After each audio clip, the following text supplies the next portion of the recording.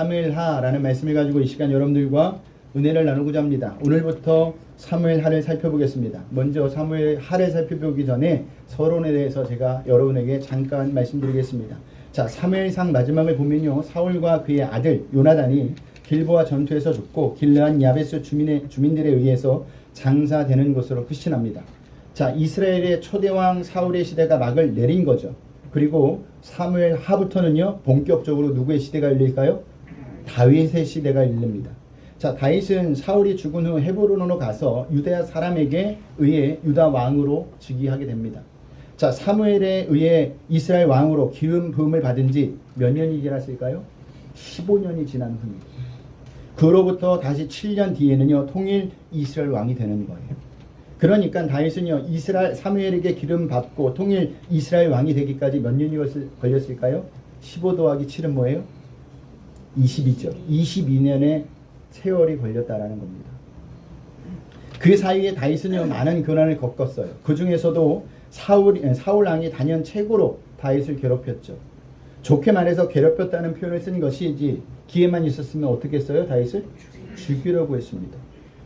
괴롭힘이 얼마나 심했던지 더 이상 도망갈 것이 없어서 이스라엘의 적대 관계에 있었던 블레셋으로까지 도망가게 됩니다. 이런 상황에서 다윗은 어떤 생각을 하고 있었을까? 아마도 자신에 대한 하나님의 약속이 과연 성취될 수 있을까 하고 생각했을지도 모릅니다. 그러나 다윗은요, 그 와중에도 하나님과 그의 약속에 대한 믿음을 놓지 않았습니다. 그리고 결국에는요, 하나님의 약속이 사무엘하에서 그대로 성취되는 것을 경험하게 돼요.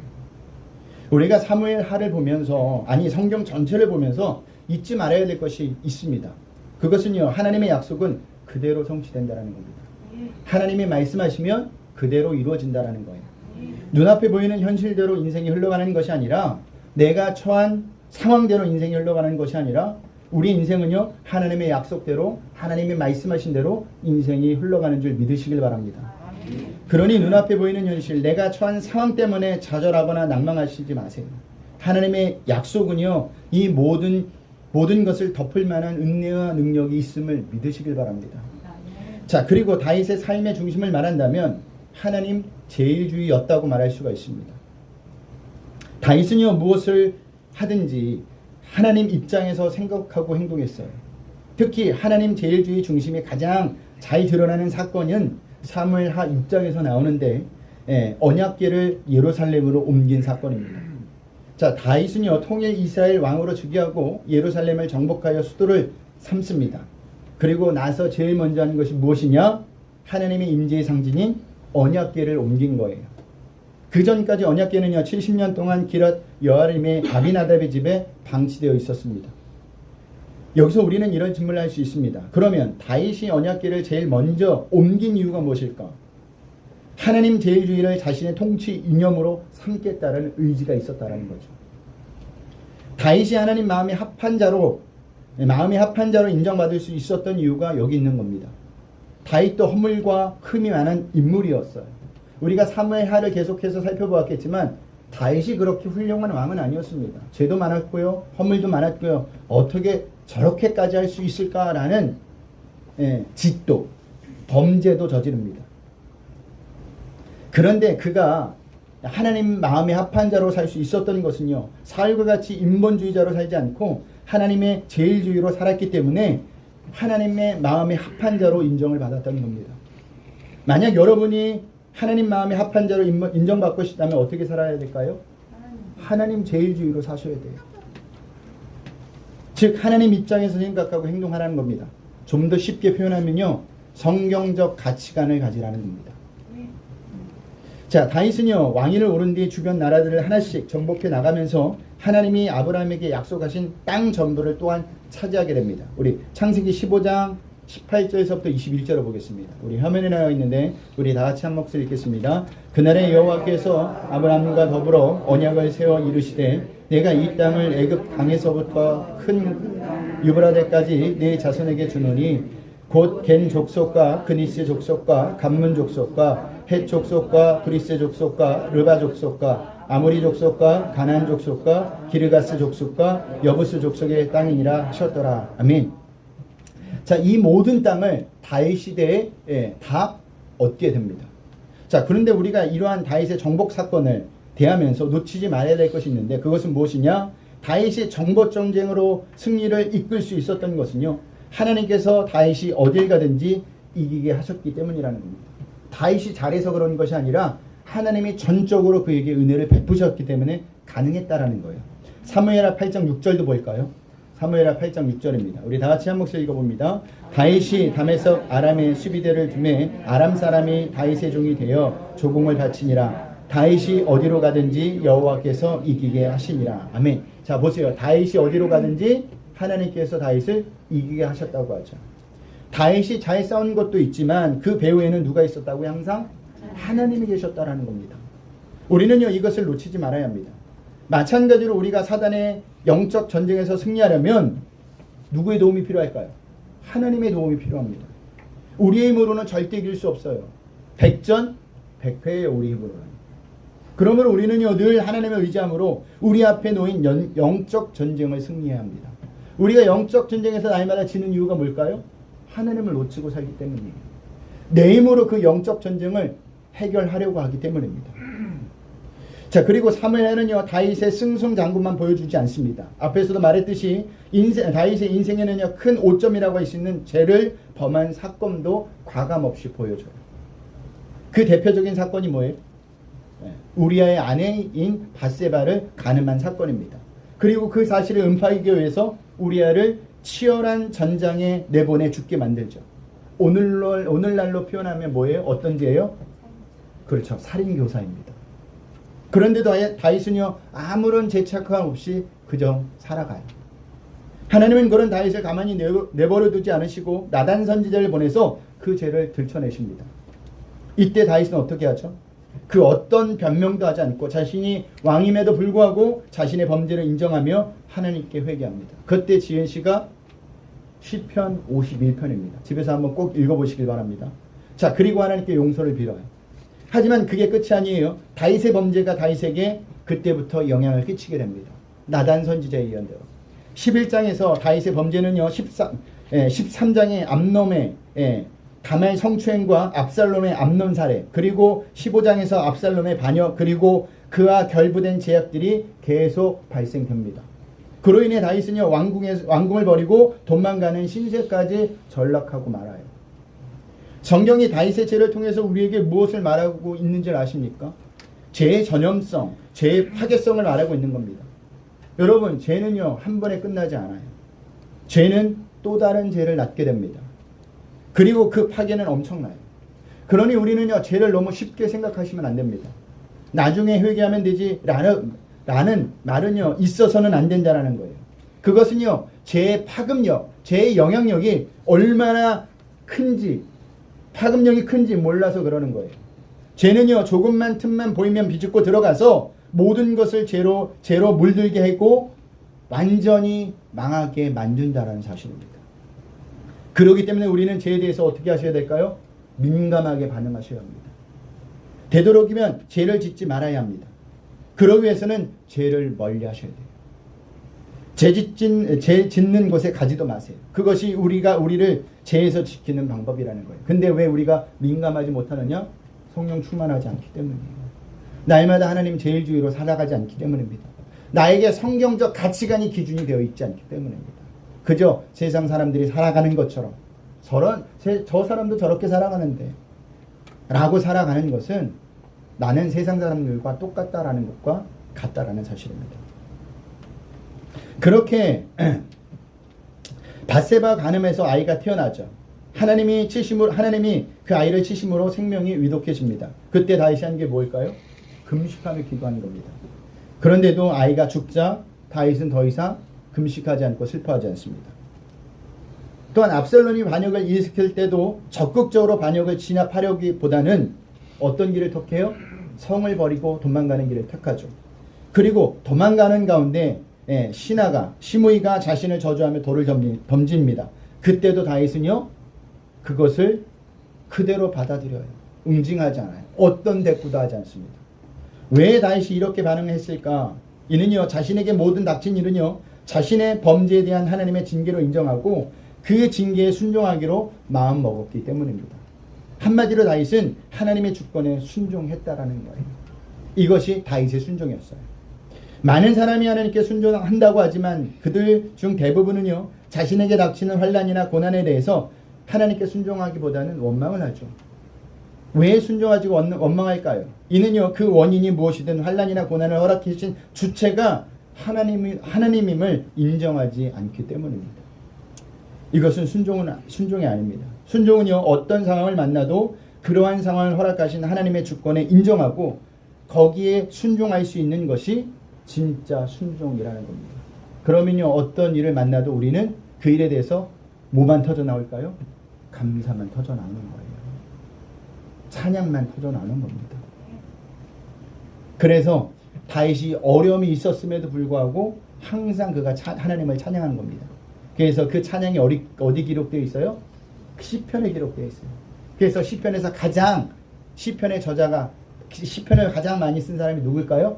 다윗이에요. 다윗. 자, 이제 본격적으로 사무엘하 본문을 보겠습니다. 우리 1절을 보겠습니다. 자, 같이 읽겠습니다. 사울이 죽은 후에 다윗이 아말렉 사람을 쳐 죽이고 돌아와 다윗이 시글락에서 이틀을 머물더니. 아멘. 자, 1절을 보면 사울이 죽은 후에라는 말로 시작하죠. 자, 사람은 여러분 누구나 다 죽습니다. 이건 제가 예언합니다. 네, 저도 죽고요, 여러분도 죽어요. 여기서 안 죽을 사람은 아무도 없습니다. 네. 왜냐하면 사람이 죽는 것은 하나님이 정하신 일이기 때문이죠. 자, 그러나 모든 사람의 죽음이 동일한 의미를 지니고 있지는 않습니다. 보이는 현상은 죽음이지만 그 의미는 전혀 다를 수 있다는 겁니다. 자, 그런 의미에서 하나님께 구원받은 성도의 죽음은 영생으로 진입하는 복된 관문이에요. 하지만 하나님을 등지고 자기 마음대로 산 자의 죽음은 영원한 형벌의 시작의 관문이라고 아셔야 합니다. 자, 그런 의미에서 사울의 죽음은 어디에 속할까요? 어디에 속해요? 후자에 속하겠죠. 사울은요, 처음에는 하나님께 선택받았지만 나중에는 하나님을 등지고 자기 마음대로 살았습니다. 왜 이렇게 되었을까? 탐심 때문입니다. 하나님은요, 사무엘을 통해 아말렉 족속과 가축을 진멸할 것을 명령하셨지만 사울은 어떻게 하느냐? 살찌고 좋은 가축들을 탐내어 그 명령을 어깁니다. 하나님께 순종하지 않았다는 거예요. 그뿐만이 아니죠. 사울은요, 계속해서 자신의 왕권에 대한 탐심 때문에 누구를 시기하기 시작합니까? 다윗을 시기하기 시작합니다. 그리고 마지막에는요, 하나님의 가증히 여기는 신접한 여인을 찾아가 불신앙의 모습까지도 보이고 맙니다. 그리하여 하나님께 심판받아 사울은요, 길보아 전투에서 죽음을 맞게 된 거예요. 이처럼 탐심은요, 영원한 멸망에 이르게 한다는 사실을 아셔야 합니다. 그래서 탐심에 대해서 성경은 어떻게 기록하고 있느냐? 야고보서 1장 15절을 볼까요? 우리 다 같이 한 목소리 읽겠습니다. 시작. 욕심이 잉태한 즉 죄를 낳고 죄가 장성한 즉 사망을 낳느니라. 아멘. 자, 이 탐심은 아담과 하와를 하나님께 범죄하게 만들었습니다. 이 탐심은 천사가 타락하여 하나님을 대적하는 존재로 만들었다라는 거예요. 이 탐심은 아간이 범죄하여 이스라엘을 전쟁에서 패하게 만들었다는 겁니다. 그러므로 우리는 탐심을 경계하셔야 합니다. 우리는 하나님이 우리에게 허락하신 경계에 만족하며 하나님이 허락하신 것을 욕심내지 말아야 한다는 거예요. 욕심을 내는 순간 우리는 하나님을 등지고 내가 주인인 삶을 살게 되어 있다는 사실이에요. 자, 그 다음 나오는 구절이 뭡니까? 다윗이 아말렉 사람을 쳐 죽이고 돌아왔다라는 구절이죠. 자, 사무엘의 저자는요, 사울이 죽었다는 구절과 다윗이 아말렉을 치고 돌아왔다는 구절을 의도적으로 1절에 기록하여 동시적인 사건으로 묘사하고 있습니다. 자, 왜 동시적인 사건으로 묘사하고 있는 거냐? 이스라엘 왕권이 이제 사울에게서 다윗에게로 옮겨갔음을 간접적으로 보여주는 동시에 인간의 실패에도 하나님의 구원의 역사는 계속된다는 것을 보여주시기 위해서입니다. 자, 그래서 사울이 죽었다는 구절 바로 다음에 다윗이 아말렉 사람을 쳐 죽였다는 구절이 나오는 겁니다. 자, 보세요. 사울이 언제 하나님께 벌이받았죠? 사무엘상 15장에 보면 누구와 전투를 벌였을 때 순종하지 않고 좋은 것을 남겼습니까? 누구예요? 아말렉이에요. 아말렉. 자, 사울은요, 아말렉과의 전쟁에서 아말렉을 진멸하라는 하나님의 명령에 순종하지 않고 좋은 것을 일부 살려둡니다. 그로 인해서 사울은 그때 하나님께 버림을 받아요. 한번 볼까요? 사무엘상 15장 22절 23절을 보겠습니다. 다 같이 읽겠습니다. 사무엘이 이르되 여호와께서 범죄와 다른 제사를 그의 목소리를 청종하는 것을 좋아하심같이 좋아하시나이까 순종이 제사보다 낫고 듣는 것이 순양의 기름보다 나으니 이는 거역하는 것이 전치는 죄와 같고 완고한 것은 사신 우상에게 전하는 죄와 같음이라. 왕이 여호와의 말씀을 버렸으므로 여호와께서도 왕을 버려 왕이 되지 못하게 하셨나이다 하니. 아멘. 자 보세요. 여호와께서 왕을 버려 왕이 되지 못하게 하셨다고 하죠. 이때 사울은요 하나님께 버림을 받습니다. 자 그리고 오늘 본문에서 사울이 실패한 아말렉의 진멸을 다윗이 이루는 겁니다. 그것을 보여주는 거예요. 무엇을 의미하느냐? 인간은 실패해도 하나님은 실패하지 않는다는 것을 이 구절을 통해서 우리에게 보여주고 있는 겁니다. 그뿐만이 아니에요. 2절에 보면 하나님은 실패하지 않는다는 것을 보여주는 구절이 또 나옵니다. 2절에 보면 사흘째 되는 날이라는 구절이 나와요. 자, 사흘째 되는 날 다윗은 사울의 죽음을 알게 되죠. 2절을 한번 볼까요? 다 같이 읽겠습니다. 사흘째 되는 날에 한 사람이 사울의 진영에서 나왔는데 그의 옷은 찢어졌고 머리에는 흙이 있더라. 그가 다윗에게 나와 땅에 엎드려 절하매. 아멘. 자, 구약 성경이 오실 메시아에 관한 것이라면 다윗이 사울의 죽음을 사흘째 되던 날 알았다는 사실은 예수님이 사흘 만에 부활하셔서 온 우주의 왕이 된 사건을 예표한다고 볼 수 있습니다. 왜냐하면 이제 다윗이 이스라엘의 실질적인 왕이 되기 때문이죠. 그리고 여기 나오는 사울이라는 단어는요, 성경에서 특별한 의미가 있는데 그 특별한 의미는 구원과 관련되어 있습니다. 자, 사흘이라는 단어가 구원과 관련하여 가장 많이 쓰인 곳은요, 구약 성경의 출애굽기와 여호수아입니다. 자, 출애굽기에서 모세는요 바로에게 가서 이스라엘 백성이 광야로 사흘 길쯤 가서 하나님께 예배드릴 수 있도록 허락해 달라고 합니다. 그리고 홍해를 건넌 이스라엘 백성은요 사흘 만에 하나님의 구원을 체험하게 되는 마라에 도착하게 돼요. 그리고 시내산에서 백성이 하나님과 만나기 위해 준비한 기간도 며칠이었을까요? 사흘이었고요. 사흘째 되던 날 아침 하나님이 이스라엘 백성에게 직접 나타나시기도 합니다. 자, 여호수아에서는요, 여호수아가 백성에게 내린 최초의 명령 역시 사흘 안에 요단을 건널 것이니 몸을 정결하게 준비하라고 합니다. 그런 의미에서 사울이 죽음이 다윗에게 사흘째 되는 날 전해진 것도 이런 관점에서 우리가 이해해야 한다는 거예요. 이런 관점에서 볼 때 다윗이 왕이 됨으로 이스라엘 백성에게 더 좋은 계획이 펼쳐지게 된다는 겁니다. 보세요. 우리가 사무엘 하를 이제 계속 살펴보겠지만 역사적으로도 보면 다윗이 왕이 된 다음에 이스라엘은요 하나님이 아브라함에게 약속하신 땅 전부를 차지하게 되고요. 나라의 평화가 찾아옵니다. 다시 한번 말씀드리지만 인간은 실패해도 하나님은 실패하지 않아요. 인간에게는 길이 없어도 하나님에게는 길이 있습니다. 그러므로 여러분이 어떤 일을 당하든 하나님을 절대 놓치지 말아야 할 이유가 여기 있는 거예요. 왜요? 하나님에게만 길이 있기 때문이에요. 하나님에게만 답이 있기 때문입니다. 이 사실을 우리가 절대 잊지 않는다면 우리가 힘들고 어려울 때, 고난과 어려움을 만날 때 누구한테 제일 먼저 엎드려야 할까요? 하나님께 엎드리셔야죠. 이게 성도라는 겁니다. 우리 3, 4절을 보겠습니다.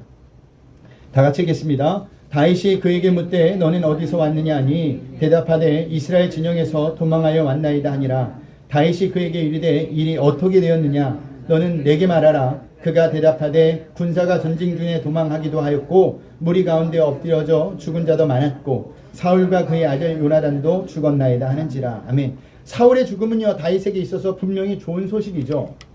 여러분이 다윗의 입장이라면 이런 소식을 들었어요. 그럼 마음이 어떨까요? 좋겠죠. 이제 더 이상 괴롭히는 사람이 없어졌으니까, 자기를 죽이려는 사람이 없었으니까. 하지만 다윗은요, 다윗의 반응은 기뻐하는 것이 아니라 오히려 슬퍼하고 있다고 우리에게 말해주고 있습니다. 우리는 여기서 다윗이 어떤 사람인지를 볼 수 있는데 그는요 남의 불행을 자신의 기쁨으로 삼는 자가 아니었다라는 겁니다. 그런데 이게 쉽지가 않아요.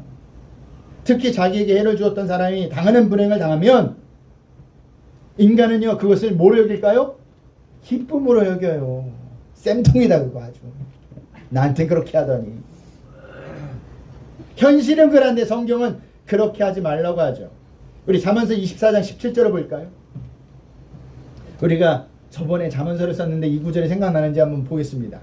24장 17절 말씀 다 같이 읽겠습니다. 시작. 내 원수가 넘어질 때 즐거워하지 말며 그가 엎드러질 때 마음에 기뻐하지 말라. 아멘. 자, 뭐라고 기록되어 있어요? 원수가 넘어질 때 즐거워하지 말며 원수가 엎드려질 때도 기뻐하지 말라고 합니다. 여러분, 이게 쉬워요? 어려워요. 그래서 말씀대로 사는 것이 어려운 거예요. 그래도 성도는요, 말씀대로 살아야 합니다.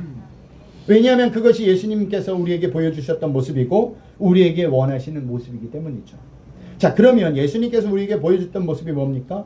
당신을 등지고 배신하고 타락한 길로 가버린 인간을 보시면서 슬퍼하셨다는 겁니다. 왜 슬퍼하셨을까요? 하나님을 떠난 자체가 곧 죽음이기 때문입니다. 자, 그래서 예수님은요, 공생의 사역을 하시면서 병들어 있는 자들과 죽은 나사렛 무덤 앞에서 어떻게 하신 겁니까? 슬퍼하셨던 겁니다. 하나님을 떠난 인간의 결과가 얼마나 비참한 것인가를 아셨기 때문에 슬퍼하신 거예요. 동정하신 게 아닙니다. 그 인간이 처한 현실에 대해서 안타까워하셨다라는 겁니다. 그러므로 우리도요, 남의 불행을 자신의 기쁨으로 삶으면 안 됩니다. 오히려 그들을 위해서 어떻게 해줘야 될까요? 기도해 주셔야 돼요. 그들이 그 계기로 하나님을 만날 수 있도록, 하나님께 돌아올 수 있도록 기도해 주셔야 한다는 겁니다. 그래야 그들이 하나님을 만날 수 있는 기회가 생기는 거예요. 사울과 요나단의 죽음을 전해 들은 다윗은요, 아말렉 천령에게 묻죠. 우리 5절을 볼까요? 다 같이 읽겠습니다. 다윗이 자기에게 알리는 청년에게 묻되 사울과 그의 아들 요나단이 죽은 줄을 내가 어떻게 아느냐. 아멘. 자, 내가 그것을 어떻게 아느냐라고 묻습니다. 그러자 그 소식을 전한 아말렉 청년은요, 우연히 알았다고 하면서 굉장히 자세히 나름대로 설명합니다. 그 증거로 사울이 하고 있었던 왕관과 팔에 있는 고리를 벗겨 가지고 왔다고 하죠. 6절에서부터 10절을 보겠습니다. 다 같이 읽겠습니다. 그에게 알리는 청년에 이르되 내가 우연히 길보아 산에 올라가 보니 사울이 자기 창에 기대고 병거와 기병은 그를 급히 따르는데 사울이 뒤로 돌아 나를 보고 부르시기로 내가 대답하되 내가 여기 있나이다 한즉 내게 이르되 너는 누구냐 하시기로 내가 그에게 대답하되 나는 아말렉 사람이니이다 한즉 또 내게 이르시되 내 목숨이 아직 내게 완전히 있으므로 내가 고통 중에 있나니 청하건대 너는 내 곁에 서서 나를 죽이라 하시기로 그가 엎드려진 후에는 살 수 없는 줄을 내가 알고 그의 곁에 서서 죽이고 팔에 있는 고리를 벗겨서 내 주께로 가져왔나이다 하니라. 아멘. 자, 사무엘상 31장을 보면 사울은 오늘 본문에 나온 아말렉 천년에게 죽은 것이 아니라 블레셋 사람에게 치욕을 당하기 싫어서 스스로 목숨을 끊습니다. 그런데도 아말렉 청년은요, 사울과 요나단을 자기가 죽였다고 왜 거짓말을 했을까? 그것은요, 다윗이 누구보다도 자신을 죽이려 했던 사울이 죽는 것을 바랬을 것이라고 생각했기 때문이죠. 또한 그로 인해 자기에게 내려질 상급 또한 기대했을 겁니다. 하지만 그것은 어디까지나 아말렉 청년의 착각이었어요. 사울과 요나단이 죽었다는 소식을 듣고 다윗은 기뻐했습니까? 아니죠. 오히려 슬퍼했습니다. 그로 인해 아말렉 청년은 어떻게 되느냐? 하나님께 기름 부은 왕을 죽였다는 이유로 죽음을 맞이하게 됩니다. 왜 이렇게 되었을까? 아말렉 청년은요, 다윗에 대해서 잘못 생각해서 죽음을 맞이하게 된 겁니다. 최선을 다해 잘 해보려고 했지만 오히려 그것이 죽음을 맞이하는 결과가 된 거예요. 이런 상황은 우리 신앙생활에서도 얼마든지 일어날 수 있는데 하나님이 원하지 않는 열심은 오히려 하나님의 일을 방해하고 하나님께 심판받을 수 있다는 사실을 아셔야 합니다. 자, 성경에 그 사람, 대표적인 사람이 나오죠. 누굴까요? 누구예요? 사도행전의 주인공 바울입니다. 자, 바울이 다메섹 도상에서 예수님을 만나기 전에 어떤 열심을 보였죠? 초대교회 성도들을 핍박하고 그것도 모자라 죽이는 데 열심을 보였습니다. 그런데 그것은 하나님이 원하시는 열심이 아닌 잘못된 열심이었죠. 그 결과 바울은요, 오히려 하나님의 일을 방해하는 자가 되었습니다. 여러분, 신앙생활은요, 열심이 중요한 것이 아니에요. 뭐가 중요할까요? 방향이 중요합니다. 방향이 올바르다면 천천히 가도 상관이 없어요. 하지만 잘못된 방향에서 열심을 부린다면 오히려 하나님이 원하시는 것과 점점 더 멀어지게 되며 최악은 하나님의 일을 방해하는 자가 된다는 겁니다. 그런 의미에서 우리는요, 하나님이 무엇을 원하시는지 먼저 아는 것이 중요합니다. 내 생각이 아닌, 내 느낌이 아닌, 내 경험이 아닌 하나님의 말씀과 뜻을 먼저 아는 것이 중요하다는 거예요. 그래서 제가 여러분들에게 날마다 무엇을 강조합니까? 말씀을 강조하는 거예요. 여러분들에게 성경 읽기를 하라고, 성경 쓰기를 하라고 하는 겁니다. 왜요? 그것을 먼저 알아야 우리가 올바른 신앙생활을 할 수 있기 때문입니다. 그 다음 그것을 먼저 알고 하나님의 헌신 봉사는 그 다음에도 늦지 않아요. 근데 하나님의 뜻과 하나님의 원하시는 것을 모르기 때문에 내 열심만 가지고 가기 때문에 그 일로 인하여 교회들이 어려워지는 거예요. 내 열심을 했는데 누가 안 알아줘. 그럼 어떤 마음이 들어요? 서운한 마음이 들어요. 서운한 마음이 든다는 것은, 누가 안 알아준다는 마음이 든다는 것은 누굴 보고 했다라는 거예요? 사람을 보고 했다는 겁니다. 그래서 우리는요, 하나님이 어떤 분인지 아는 것이 가장 중요한 겁니다. 네, 가장 중요해요. 딴 거 아무것도 안 하셔도 돼요. 하나님이 어떤 분인지 깊이, 높이, 넓이 아는 것보다 성도에게 중요한 게 없어요. 나중에 하늘나라에 가서 하나님이 너 교회 청소 안 했다고 나무라실까요? 아니, 그래요. 너 이만큼 선교 안 했다고 하나님이 나무라실까요? 안 그래요. 하나님이 우리에게 원하시는 것은 너는 나를 얼만큼 알았느냐, 그래서 나의 뜻대로 얼만큼 살았느냐, 이걸 물으신다는 겁니다. 그게 뭘까요? 믿음이에요. 믿음. 우리는 이것을 절대 놓치지 말아야 한다는 겁니다. 그러므로 날마다 여러분 하나님을 알아가는데 힘쓰셔야 돼요. 세상 지식 아는 것보다 더 하나님을 알아가는데 힘쓰세요. 그게 하나님이 여러분들에게 원하시는 모습입니다. 말씀을 마치겠습니다. 사무엘을 통해서 우리가 하나님을 바라봐야 합니다. 그리고 거기서 인간의 실패에 주목하는 것이 아니라 인간의 실패에도 불구하고 여전히 하나님의 계획과 목적으로 일하시는 하나님을 발견했으면 좋겠습니다. 답은 하나님께 있어요. 하나님이 우리 인생을 가장 좋은 길로 인도하십니다. 내 눈앞에 보이는 것이 전부가 아니에요. 하나님은 더 큰 계획, 더 좋은 것, 더 아름다운 것, 더 놀라운 것을 계획하고 있습니다. 지나고 나면 우리가 항상 고백하는 게 있죠. 제가 늘 이야기하는 게 있죠. 지나고 나면 하나님이 오르셨다예요. 네. 오르셨다예요. 내가 옳지 않아요. 내 계획들이 실패한 게 오히려 잘 됐다예요. 이것을 인정할 수 있는 한 주가 되시고 하나님을 더 깊이 높이 알아갈 수 있는 한 주가 되시길 주님의 이름으로 부탁드리겠습니다.